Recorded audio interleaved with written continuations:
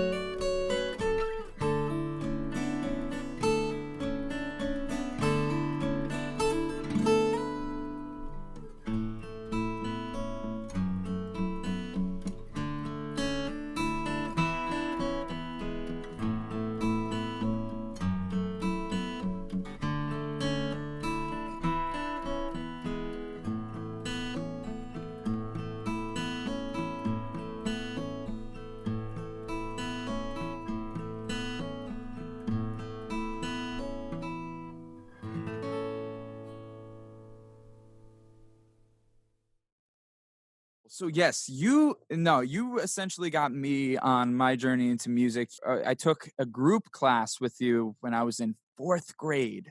I Fourth grade. remember you. You were one of the kids. Oh yeah. You and a bunch of kids. That was a big summer class, as I remember. Right after that, got into the private lessons and did that for several years. Definitely up till high school, and then high school I got very busy with good number of things. Oh my gosh, I'm always busy, but always stayed in touch with for the guitar parties, did sound, and also you were one of the very first places that I regularly did sound too. So you Oh, that's you gave I me a lot of great opportunities.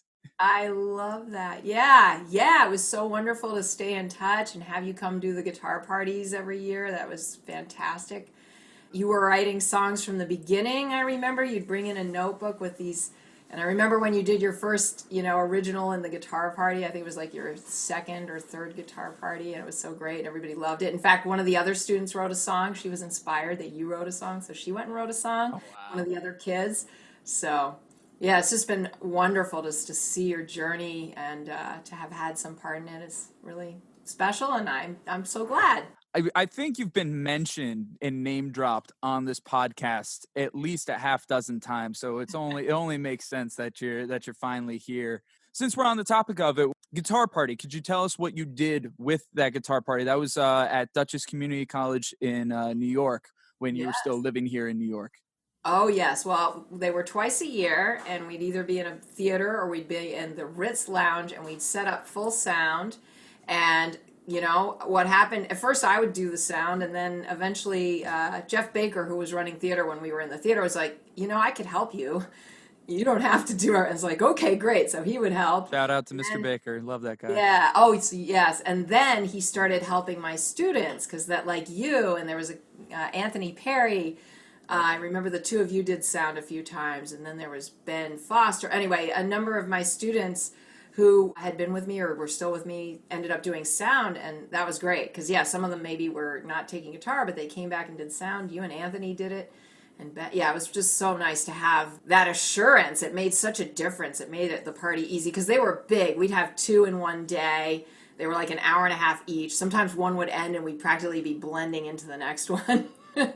And we'd have like 100 people in the audience, and it was all ages, all levels. People, starting with as little as 10 weeks experience in an intro class up to people who'd been playing, like one of my students was with me for 25 years, Steve Olenek, someone like that, who'd been playing even longer than I had, actually, when he started taking lessons with me, because I was really young when I started teaching in New York. So anyway, yeah, the guitar parties were so special, and then we'd always have food, and just, yeah, little kids to retired people, college students, teenagers, 10-year-olds, everything, and sharing their music, which could be anything from original songs like you did, instrumentals, classical. We had a lot of classical, a little bit of flamenco. We had a lot of Taylor Swift there for a while. We had, pop songs. We had Zombie by the Cranberries. The intro class would do a lot Oh of. yeah.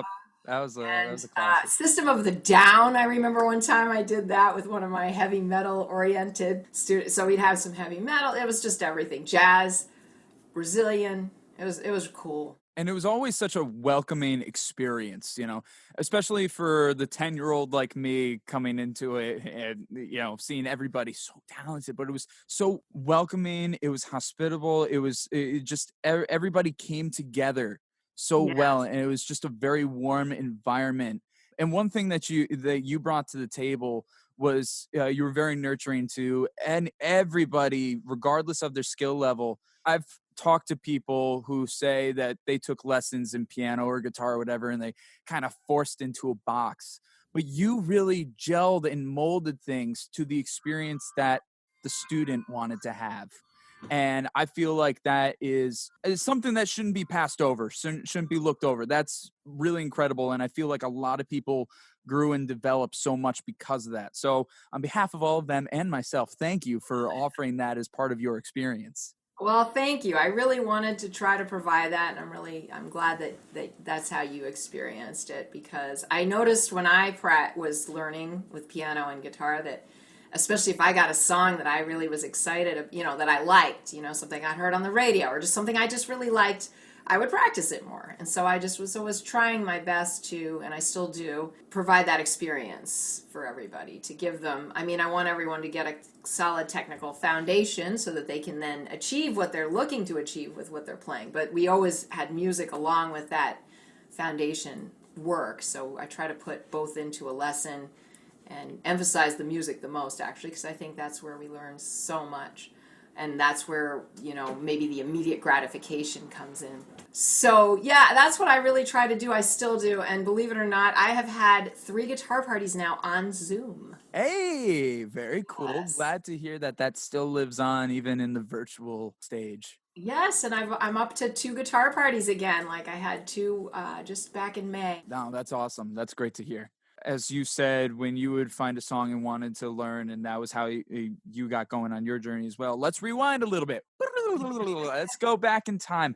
What was it that got you on your musical journey? What got you started in guitar, and what made you realize you wanted to be a songwriter and an educator? What got you into this path? As a little kid, even just loved to sing. Absolutely loved it. I'd be like the little toddler screaming at the top of their lungs when we're singing the song, Always loved any kind of musical anything. And then when I wanted to play piano really badly. If we went to somebody's house and they had a piano, I'd try to play on it. And so then eventually at age 7 convinced my parents to get a piano and start me and my younger sister on lessons. So I did that for a couple of years. I will confess I did not practice very much. I didn't really totally understand the connection. And I had a really nice teacher. She definitely was not a taskmaster, though, so I learned a lot from her. Suddenly at age 9, I just wanted to play guitar, and I don't even know why, but it just seemed cool. It was portable. You could sit around with your guitar, and I liked it. And so my mom found me this teacher, Judy Kay. Loved it, and kept going. And then in high school, I made some friends who we played together in folk kind of situations and coffee houses at school, and started doing some little performances. My mom was doing pottery at the time and doing some art shows, so she'd have me and my friend, we had a little duo, and she would have us play at her art shows. So sometimes nobody would even be in the room. We'd be sitting there doing our, we'd play we did a lot of 60s. We really were 60s hippie throwbacks kind of.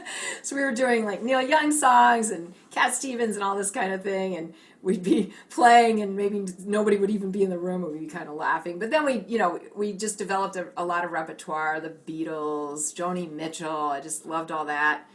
We did all this harmony, and then I went to college, and by the sophomore year, I was a music major at University of Delaware, actually. And then I saw this thing about Hunter College. I'm studying in New York, hanging in a hallway, junior year in New York, when I was taking a practice break at University of Delaware. And I said, that looks interesting. So I looked into it, and I ended up going to New York City to Hunter College, which I'd never heard of. But turns out is a huge, really well-respected university, part of the city university system.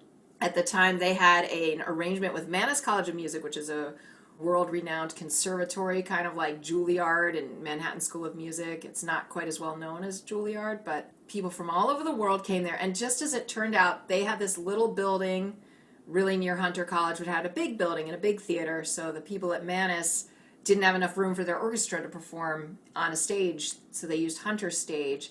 And then they made an arrangement where students at Hunter could go study at Mannes, and students at Mannes could study at Hunter. So I went up to Mannes. So I had not only the huge diversity, large university experience, but also the conservatory experience.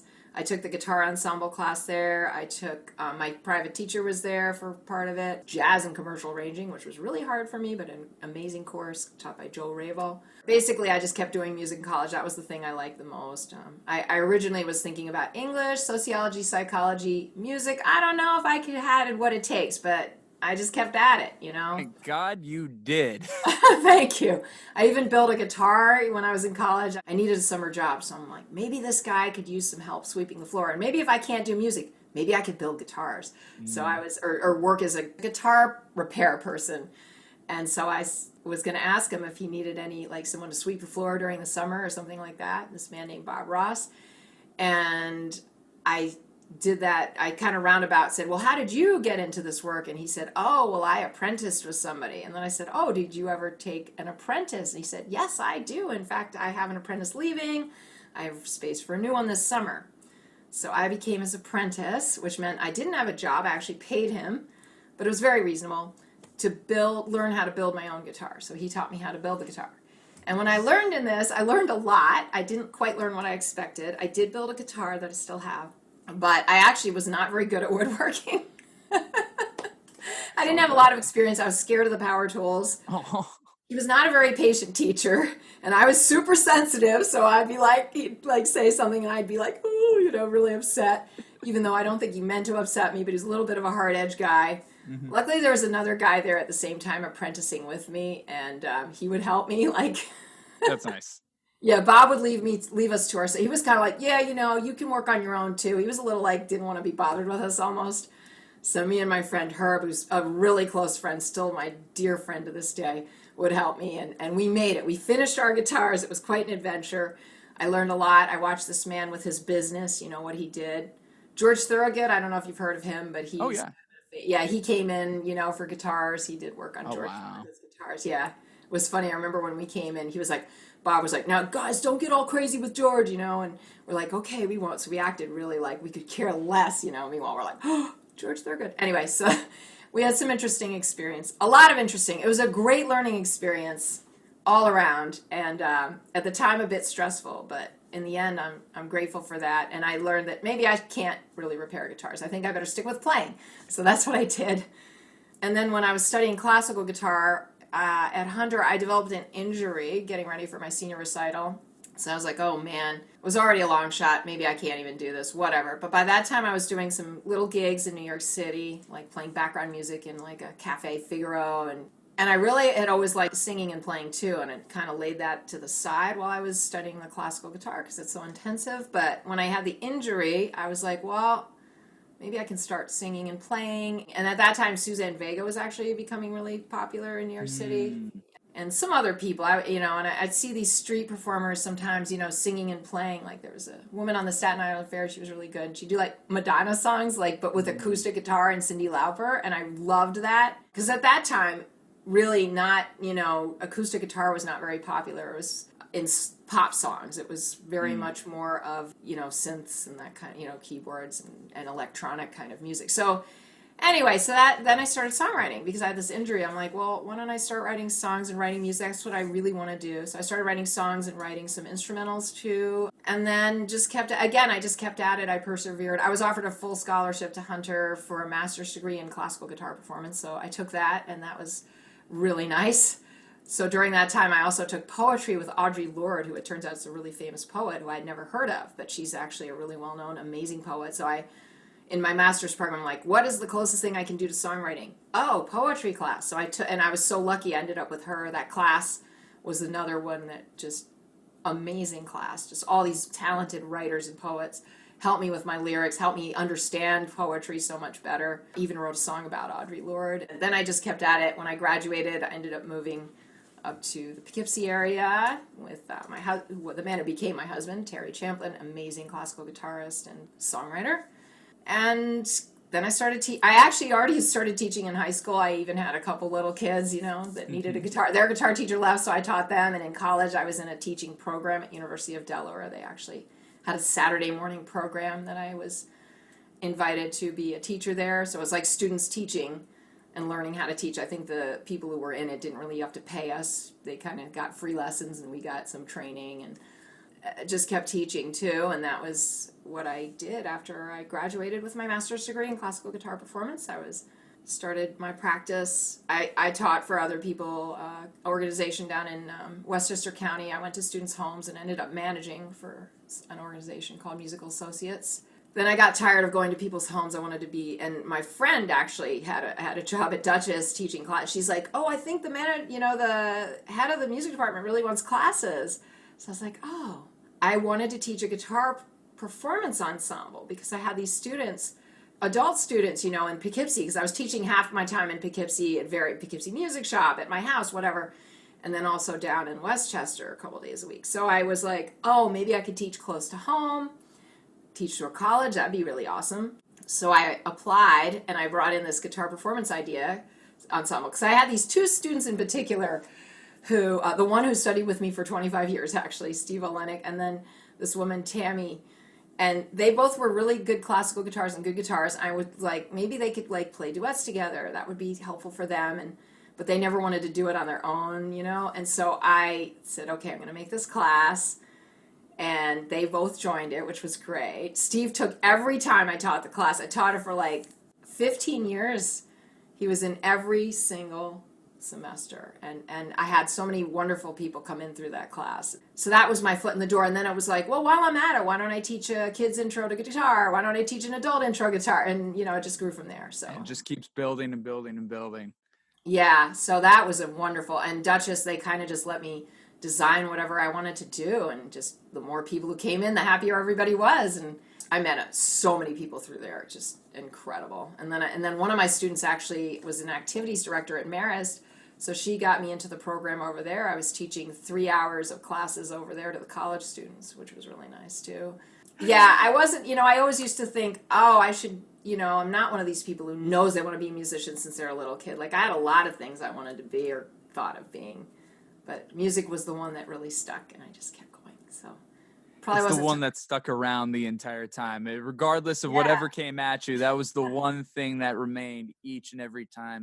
After a while, you invest so much time and energy into your practice. Like, if I don't keep practicing and performing, I'm going to forget all those things I knew, and then I would have, that just seemed like tragic to me, so...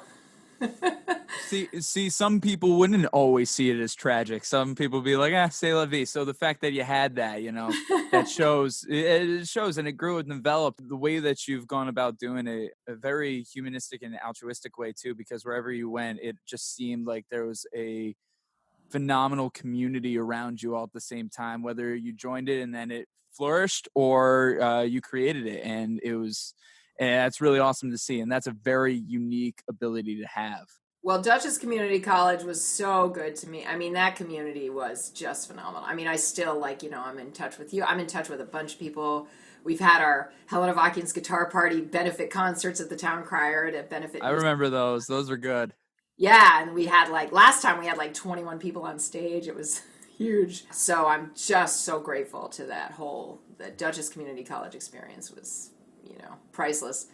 But out here, I've started, you know, it's been a little slower. When I got out here, I started more touring and performing, which was always a dream for me to kind of be a full-time performer. Which is awesome. Yes, please tell us a little bit about that. That was like to tour before COVID. Tell us about that. Yeah, it was great. I mean, I loved it. It was a lot of driving and some sleep deprivation, but that's just been the story of my life anyway. But I learned to take a pillow in the car. Here's a little tip for you when you're touring. Because, you know, I mean, some people are camping or whatever. I mean, I would stay at people's houses or hotels. So anyway, but I learned that bring a pillow in the car, because then when you really need a nap at a roadside place, you just have your pillow ready to go. Yes, thank goodness for rest stops. They are saving graces. I know all the rest stops, like in all... This great one in Iowa and this awesome one, you know, it's crazy. And the ones I don't... know them just as much as the venues that you go to. Yeah. No, it was a lot of fun, and I mean, I will be back doing that again, but also, like, I went from doing that, and then I started doing a little bit of teaching and build it up slowly. I was teaching for Guitar Center for a while, just actually finished with that. Taught for them for quite a while, just a couple days a week, and then I was doing my own home business, because I lived like 25 miles away. Anyway, building a home business. I really started building it in 2019, actually, a home studio in Sun Prairie, and then I moved to Mineral Point, which is this little town about 50 miles west of Madison. So now I have the Mineral Point music studio. Well, it's actually the Red Door studio, because we have a red door on our house. Once the COVID thing hit, it went in like literally a day. I went from in-person to online lessons.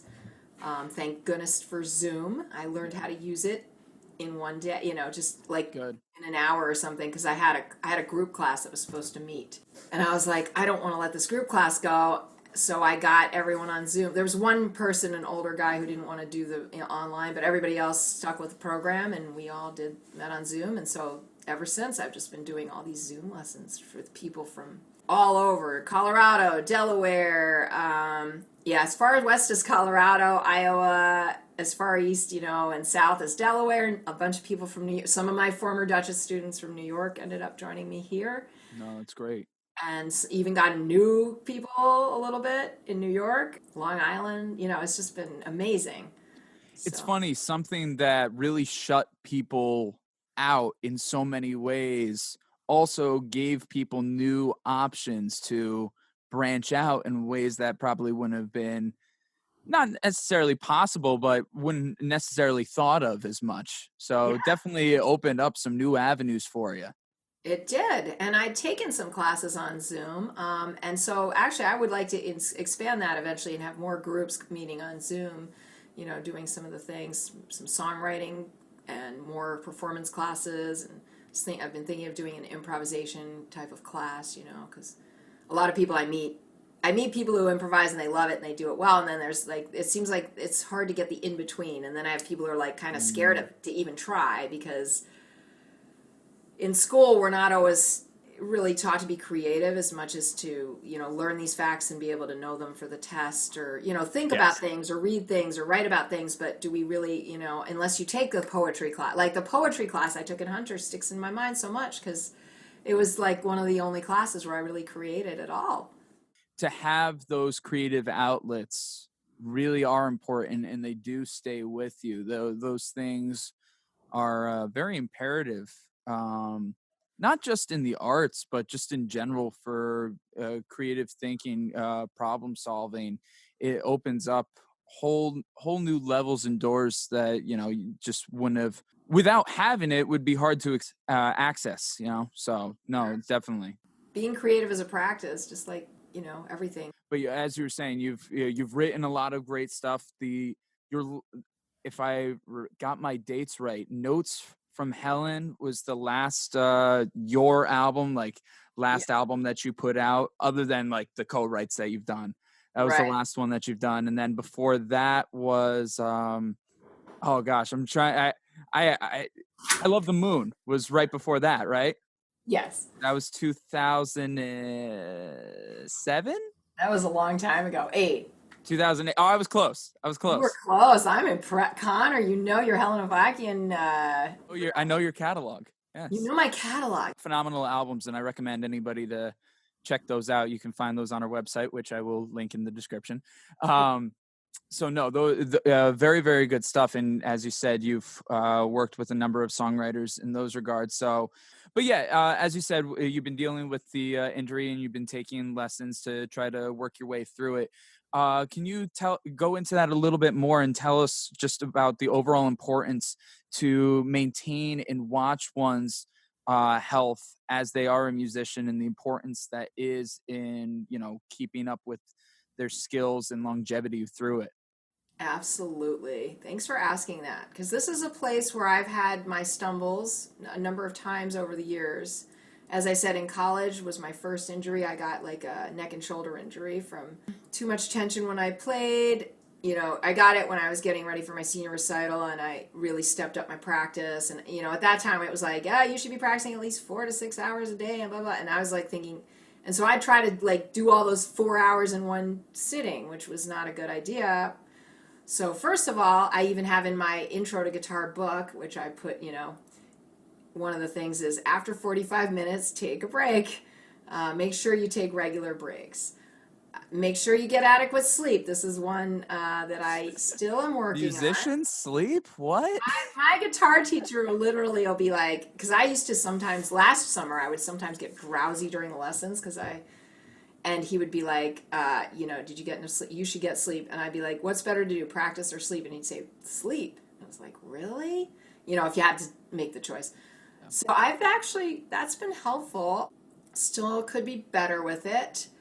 Mindful practice rather than just like trying. In some ways, I used to even say, let's try to be mindless in that, if you have the skill down well enough, you don't really have to think. It's sort of like your body will do it for you.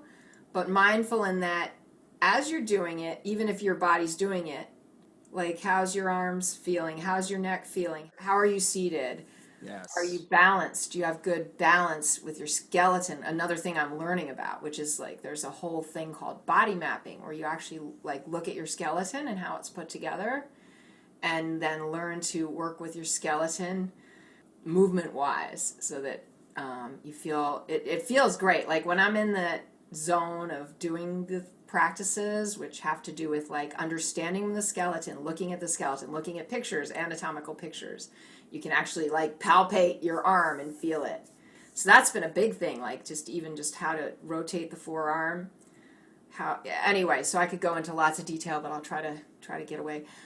The other thing is the injury that I'm dealing with is called focal dystonia, and it happens when your neural pathways blur, kind of, so that you move one thing and other things move that you don't expect, and you like kind of.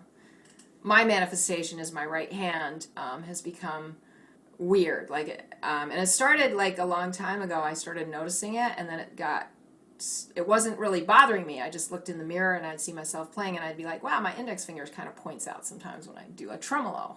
That's weird, but it didn't seem to.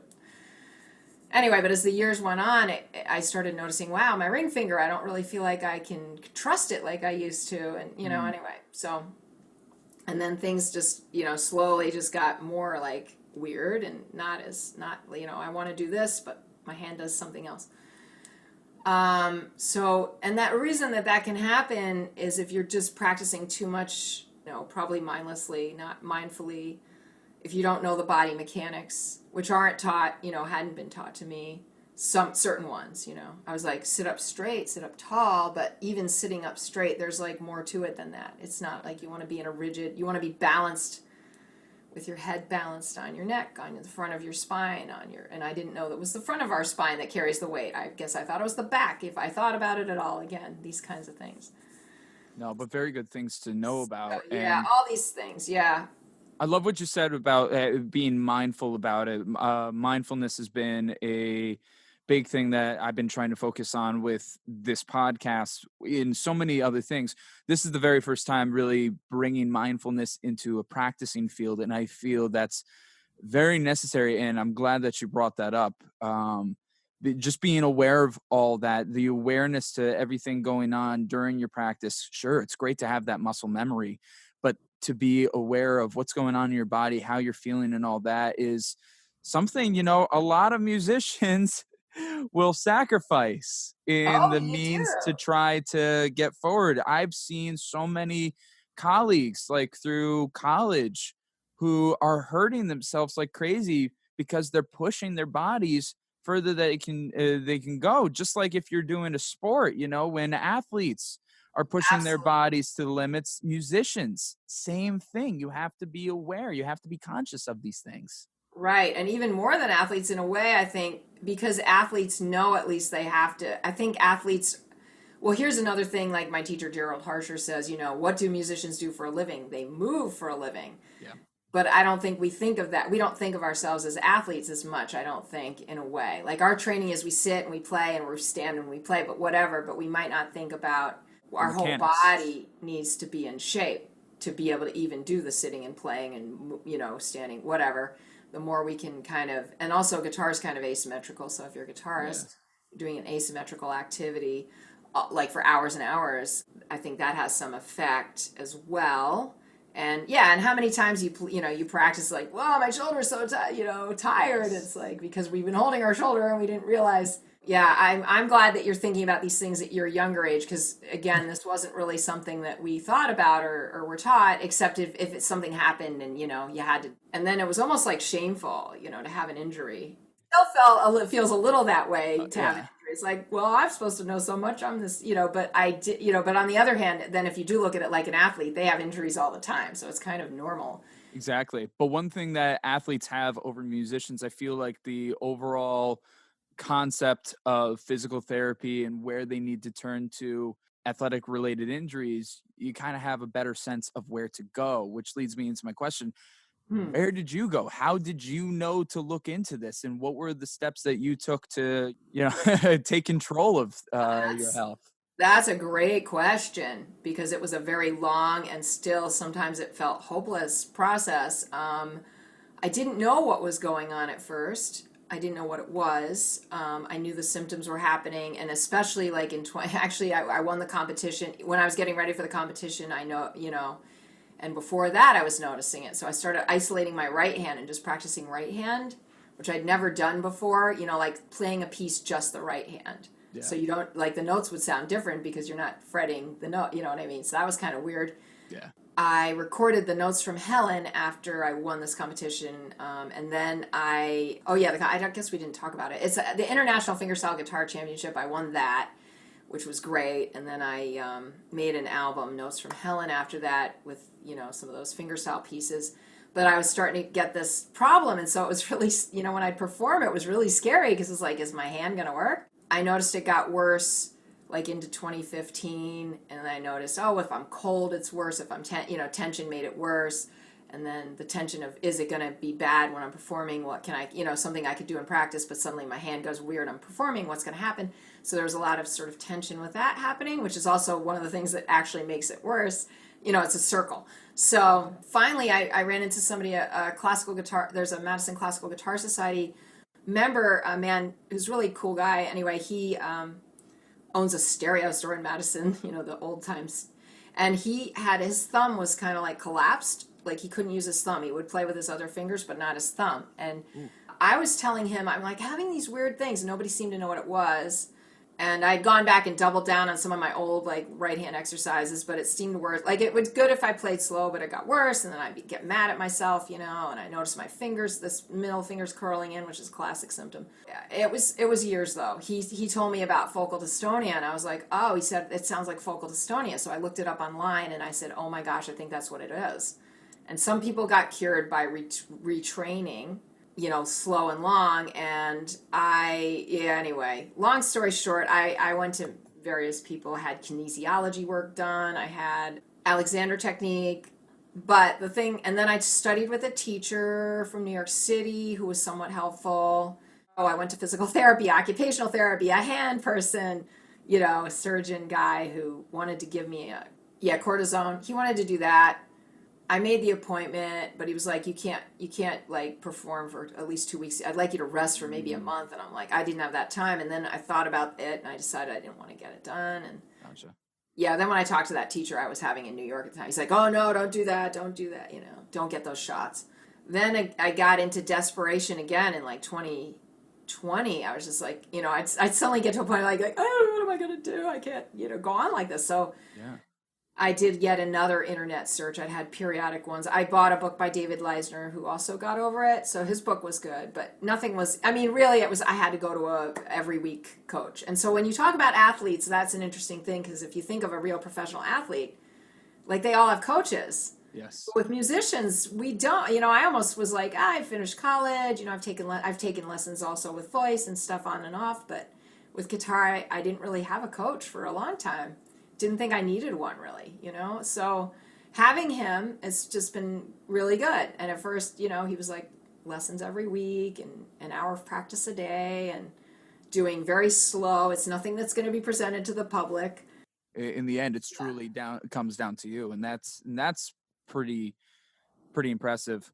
It was interesting. You mentioned the Alexander technique. I've actually studied the Alexander technique, but for singing. So I've never actually heard of it in regards to guitar before. That's interesting. It's great for your whole life, and then this is part of, my teacher also studied Alexander technique. We do constructive rest, which is one of the Alexander technique activities.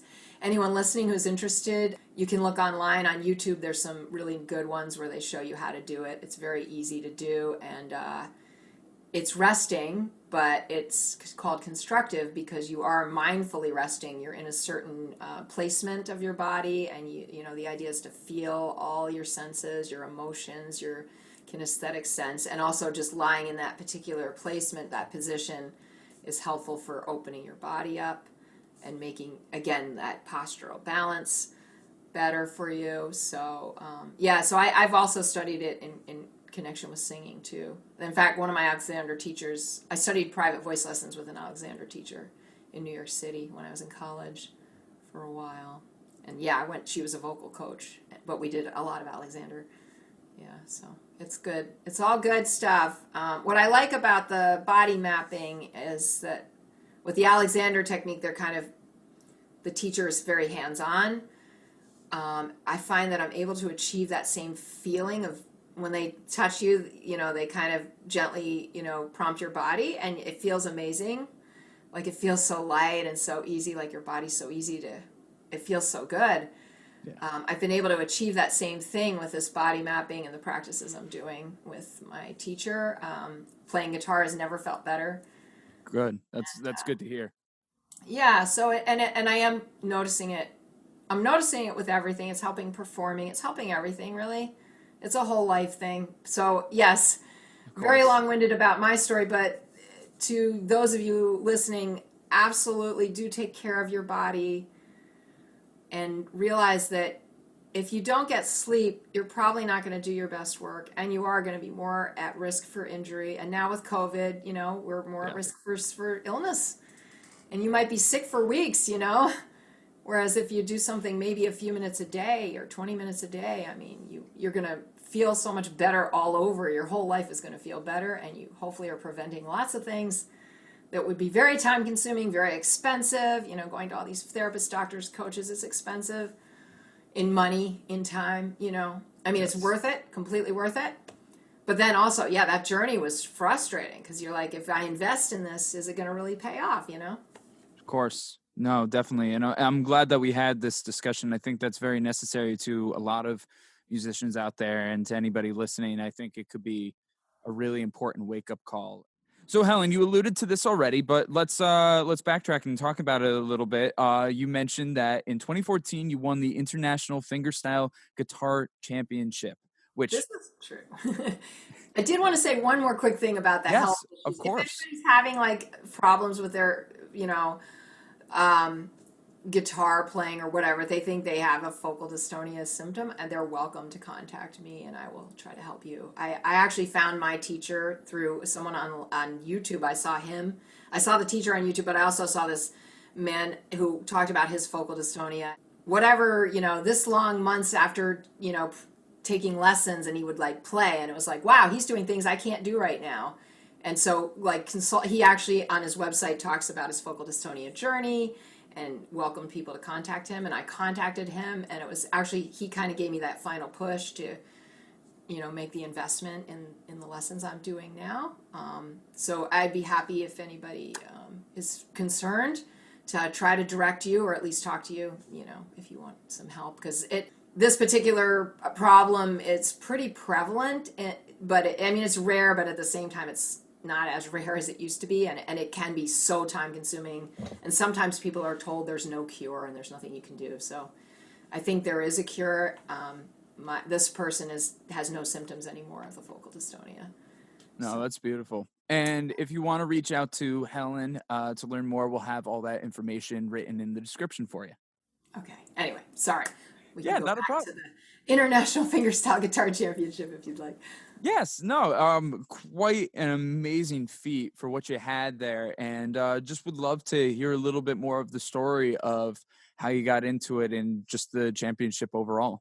Sure. So the International Fingerstyle Guitar Championship is a contest that's held at the Walnut Valley Festival every year. The festival, I think, has been going on since 1979. The festival itself's been going on since 72. And it's also known as the Bluegrass. And they get artists from all over the world who perform at the festival. And as part of the festival, they have contests. They have a flat picking contest for guitar and the fingerstyle and hammer dulcimer. Anyway, all these instruments, but they're sort of in the bluegrass and folk and acoustic music. It's in that genre, but it's a very wide palette, shall we say. Especially the fingerstyle guitar championship, like the flat picking you would play like more fiddle tune type, or the flat bluegrass style. But for the fingerstyle, you can play anything you want. You could write your own piece. You could play, a lot of people do their own pieces. A lot of people do arrangements. When I won, I did an arrangement of Rhapsody in Blue and Signed, Sealed, Delivered by Stevie Wonder, Hey. Ashokan Farewell, and what was the other? Oh, Zambra, this flamenco piece. So it's rare to hear flamenco. That was a little different. Generally, but you'll hear these amazing, players who come from all over the world. So I started going out. I'd heard about it for many years from reading Acoustic Guitar Magazine. And I was always kind of curious about it. A friend of mine went and competed, actually. He was my former boss for the Westchester Musical Associates place where I used to teach. And he went one year and competed and thought it was cool. And so I decided to finally, I was like, I'd like to get my career going better. How can I get more recognition? What could I do? Why don't I try this contest? So I applied to be in it, and the application process is weird. You have to like call up, and they take the first 40 people who like get to them. Oh, wow. And like all these great people, but anybody could really make the call. But anyway, but then they take anybody after that. They like put you in this pool of extras, and then if you show up, you may get to play if some of the 40 people don't show up. So, and generally, believe it or not all the 40 people show up, and so pretty much if you've signed up in advance, you'll get in. But you sign up in January, and they don't even have the contest till September. Oh, wow. And so the first year I signed up, they're like, yeah, you're like number 80. And I'm like, I'm not going all the way to Kansas to not perform. So I didn't go. Then the next year I signed up, I was like number 75. But then like, I don't know, a month or two before the contest, I saw they had a songwriting competition. So I decided to enter that, and I won. Hey! I was runner-up in 2 categories, and one category, there's like 10 categories. So I was like, all right, I won. I'm going. And I'll compete, and hopefully I'll get in the finger picking. In fact, that year I signed up for the flat picking because they said, well, we've got room in the flat picking if you want to sign. So I signed up for that one, even though I didn't, and I started like practicing for it and trying to learn all these bluegrass. It was pretty fun. But anyway, once I won, and then there was a conflict anyway, long story short, I dropped out of the flat picking. I went and did the showcase, and I did compete in the finger picking championship. And it was amazing, and the people I met were wonderful, and I did not even come close to the finals, but I did pretty well. And people really encouraged me, and I even, this guy, Stephen Kaufman, who had won the flat picking 3 times. And I was studying out of his books, and he's like a big celebrity to me. I mean, he's an amazing player. And literally, I got to Kansas. I'd never been to Kansas. I was super excited to like go to Kansas, and I get there, and I see this guy in like a cowboy hat, and he's got all these CDs. I was like, oh, that must be an artist for this thing. Anyway, I looked at him carefully, and I saw he had this box that said Mel Bay, and I was like, I bet that's his CDs.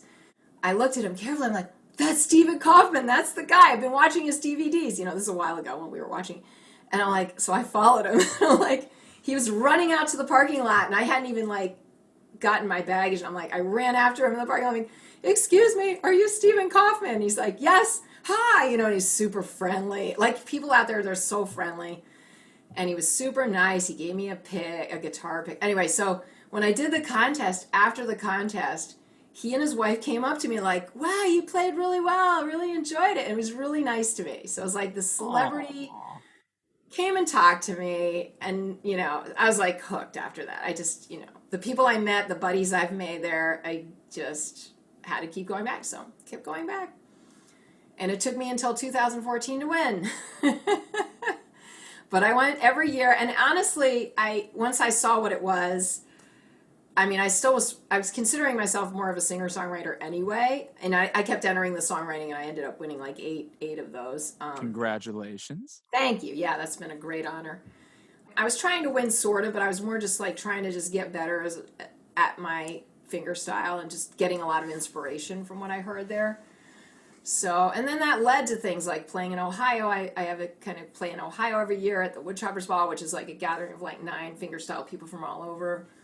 The man who runs that, Brian Henke's an amazing player he met me there and invited me, and it just led to so much. It totally changed my life, Yeah, so anyway, I met all these amazing musicians who just come from all over the world, and so then we'd end up touring together, and that really just opened up my whole world. So it worked. It did help my career a lot to leave New York and go somewhere totally different, didn't know anybody, had read about some of the people, and I got to meet a bunch of people like, that I had never heard of or had heard of, that play there.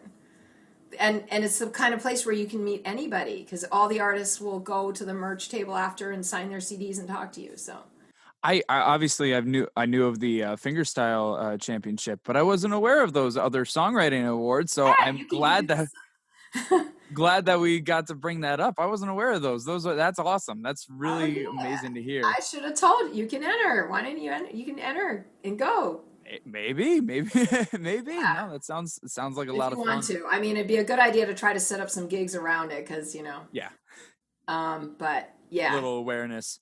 But I feel like everything that you just said with your story, it just goes to show what can happen when you just show up, when you're just present, when you're just there. It goes into that mantra, you miss 100% of the shots you don't take. It's a matter of putting yourself in the situations. Yes. Because that very first time, it's like, it's not worth going out for that if I'm not going to be out there. And then when you do start getting out there, all these things start happening. That's really amazing, and I think that's a testament to just your overall drive. Yeah, well, thank you. Yeah, and well, that lesson I have to be reminded all the time. When I started my teaching business here, that was kind of hard at first. I was like, I taught in New York. This should be easy. But it took a little while, and some effort on my part, and some advertising and some actual, and then yeah, once you do it, and then it may take a little while, but then it starts to build up, and then once you get to a certain point, then all of a sudden you've just got a lot going on.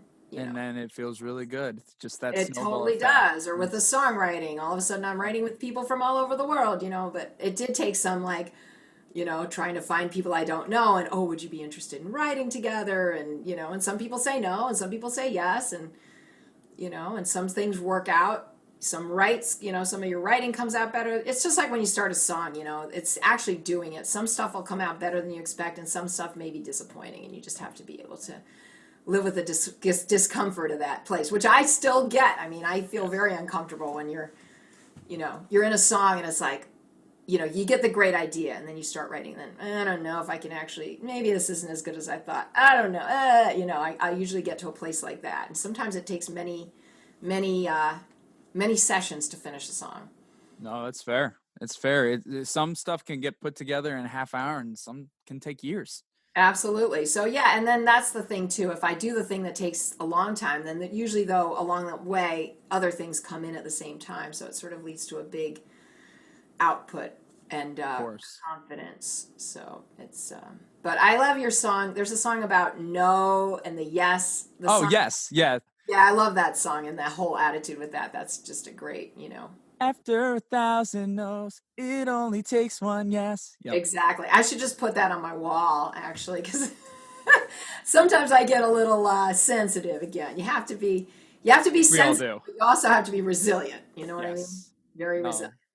For sure. No, I have to remind myself that all the time. After 1,000 no's, it only takes one yes. So, and I'm glad, and that means a lot that you think about that. I remember that song. That means a lot. Thank you. Yeah, no, that's a wonderful song. I love that song. Thank you so much. Yeah. Oh my gosh. Wow. That really warms my heart. I'm blushing a little bit. I'm hiding.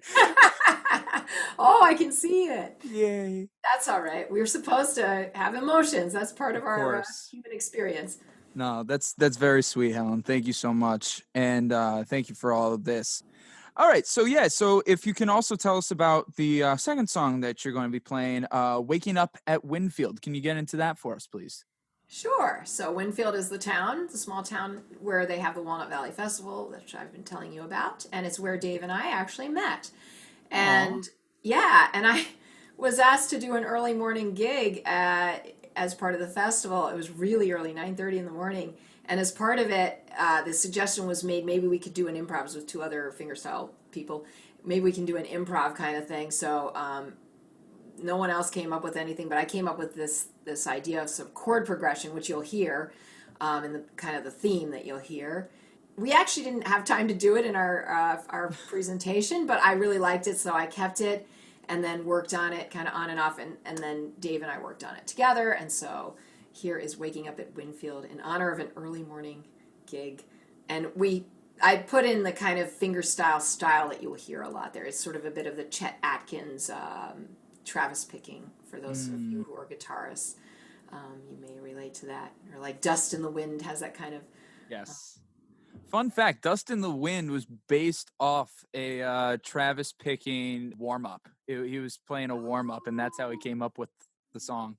I love that song so much. It's one of my favorite songs, and I play it. And one time when I was leaving the Walnut Valley Festival, I heard this man came into, I was actually buying a gift in the gift shop, and he came and he's like, a guy who worked at the airport, he's like, do you know Kansas? And the woman who's working there says, no, I don't. He's like, they're here in the airport. And I'm like, what? And I was like, Kansas Kansas is the airport. And I was like, I want to meet Kansas, but I was also kind of, I had that same thing. Should I try to go meet Kansas? But part of me was scared. I started running to go meet Kansas. He's like, they were just over there. And I'm like, oh my God. So I start going, and then I realized I have my luggage. I can't take my big I have to go check it, So it's like I had to go check. By the time I did all that, I missed. Oh, dang it. Oh, dang. But yes, that style is very prevalent in the Fingerstyle Championship contest. Some of the players have this amazing. That's what they do. And then it's just one of the things that you hear a lot there. So I had that involved in the piece. Very cool. All right. So for you guys to check out right now, we have Waking Up at Winfield by Helen Avakian, accompanied by David Irwin.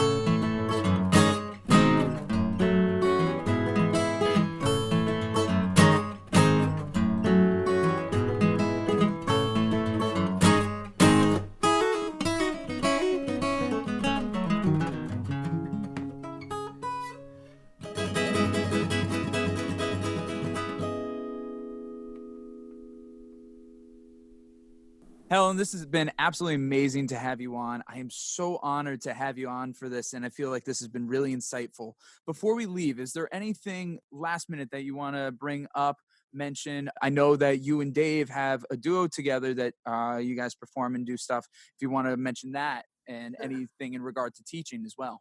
Oh, thank you. Well, yes, Dave and I finally got a name for ourselves. We've been just going as Helen Avakian and Dave Irwin, but now we call ourselves Red Door Duo, and it's because we moved to this small town last year around this time, and we bought a 160-year-old Victorian Italian house, and it has a red glass door. And so Dave was like, oh, I was thinking, what am I going to call my new studio? Instead of Sun Prairie Studio, that's not going to work anymore. So he's like, how about Red Door? And then we were thinking, we've been trying to come up with a name since we started playing together like 6 years ago. We could not do it. So anyway, we finally settled on Red Door Duo, thanks to this house, which now is called Redoria House. And as far as teaching goes, if anybody wants to meet with me in Redoria House Studio or Red Door Music Studio, I am on Zoom. I'm happy to work on Zoom. I will be in person also. So if anybody's listening near Mineral Point, Wisconsin, I am going to be going back to in-person teaching. I also hopefully will be doing workshops again out on the road at Walnut Valley Festival. Who knows, any festival or anywhere, I'm very up for doing workshops. I've done a lot of, just single afternoon workshops. Sometimes you do a workshop and a performance, in a house concert situation. So always open for that. And planning to be out and about. We will be headlining the Walnut Valley Festival in September. We're our first time, we did it last year. They had a virtual festival last year. So we sent in a video that we filmed in beautiful Mineral Point right down the street. But yes, we will be in person and planning to come out to New York and that area in the end of September, early October. East Coast tour. Yeah, and then we keep talking about making a recording, which we need to do. I need to learn. Maybe I need to consult with you. Need to learn more about recording. Want to do some at home. Be happy to help. Thank you. We definitely want to have it finished in a professional studio. So we still are figuring that out. We have a ton of repertoire. So those are the plans, and continue with the practice and the healing that I spoke about. And that's the plan. And I do have a fantasy of starting a podcast someday. Maybe. Hey. I was even thinking of doing a focal dystonia for musicians podcast. Maybe. Oh, that'd probably be really good. I think that'd be good. Maybe, yeah, mind and health music type of thing. I don't know. Definitely. So that's a fantasy, but a thought for the future. And songwriting, of course, and recording with other artists. So. Well, hey, anyway, if you need help with any of that, I'm here. Hit me up. Thank you. Yeah, I'm so excited to be here, and I need to congratulate you, Connor. I'm so proud as your former teacher, of course, and you were always so great to work with, and just you always had that composer in you and that drive, and it's just been awesome. I'll tell a little Connor story that I noticed. I remember noticing this and talking to your mom about it, and I noticed you had stage presence from the very beginning, the first recital. You didn't know your chord. You were still kind of struggling through your chords. Oh, yeah. You played like Yellow Submarine. Yes. Yep. That was it. You got up on that stage. You looked around as you're playing. You looked so confident, and you just put it out there. And that's always how you've been. Like, you've always had that. And that's just been great, and you're really good with speaking and public speaking. I noticed that as well. So anyway, congratulations. And I'm just so glad you're putting your music out there, and it's great. So, thank you so much, Helen. Oh, thank you so much. Yep. No, Yellow Submarine all those years ago. That's how we got started. That's how it all started, folks. And then those songs, the one about being a performer. Yep. Oh, gosh. Haven't even thought of some of those songs in a long time, but maybe you got to dig up that old journal, see if I can rework anything. Oh, that'd be fun. Yeah. That would be fun, wouldn't it? But Helen, thank you so much for being here. This was absolutely amazing to have you and to share these stories. And I think this is going to be great for a lot of people to tune and listen to. So thank you again so much. Thank you. It's a pleasure. For Helen and I, this is Connor Walsh. This is Walsh Wednesday. And as always, we're glad we get to spend some time.